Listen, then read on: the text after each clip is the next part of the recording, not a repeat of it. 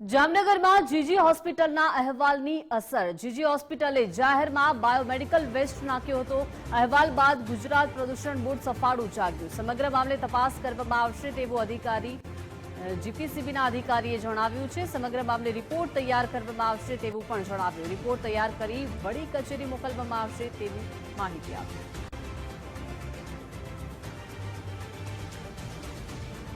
Civil hospital જીજી હોસ્પિટલમાં biomedical વેસ્ટનો યોગ્ય નિકાલ થતો નથી। તે બાબતે અમારા ગુજરાત પ્રદૂષણ નિયંત્રણ બોર્ડ દ્વારા સ્થળ તપાસ કરાવી અને એનો યોગ્ય રિપોર્ટ જો એમાં કોઈ પણ વિસંગતતા જણાશે કે એ લોકો દ્વારા કચરાનું યોગ્ય વ્યવસ્થાપન કરવામાં નથી આવતું તો તેનો રિપોર્ટ અત્રેથી બોર્ડની વડી કચેરી ખાતે કરવામાં આવશે અને બોર્ડની વડી કચેરી દ્વારા તે બાબતે જરૂરી પગલાં ભરવામાં આવશે।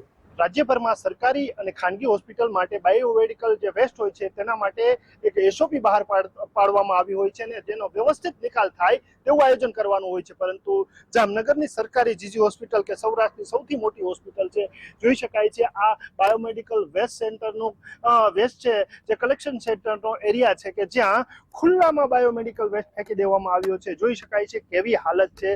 વરસાદી પાણી વચ્ચે જે બાયોમેડિકલ વેસ્ટ છે તે પડ્યો છે, જેમાં સિરિંજ છે, પાટાઓ છે અને જે અન્ય જે ઓપરેશન કરાયા બાદ જેની જે ચીજવસ્તુઓ હોય છે, જે બાયોમેડિકલ વેસ્ટ હોય છે તે આ જબલાઓમાં ફેંકવામાં આવ્યો છે।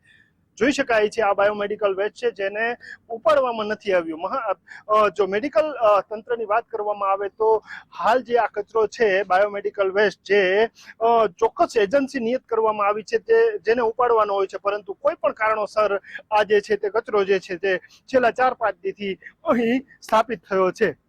હવે જોવાનું એ રહ્યું કે જીપીસીબી આ જે સરકારી મેડિકલ જે હોસ્પિટલ છે તેની સામે શું પગલાં ભરે છે। ફરી વખત એક નોટિસનું નાટક કરવામાં આવે છે કે કાયદેસરની કાર્યવાહી કરવામાં આવે છે કે કાયદાકીય કડક પગલાં ભરવામાં આવે છે, તે જોવું રહ્યું। કેમેરામેન હિરેન ગાંધીની સાથે નથુ આહિર, ગુજરાત ફર્સ્ટ, જામનગર।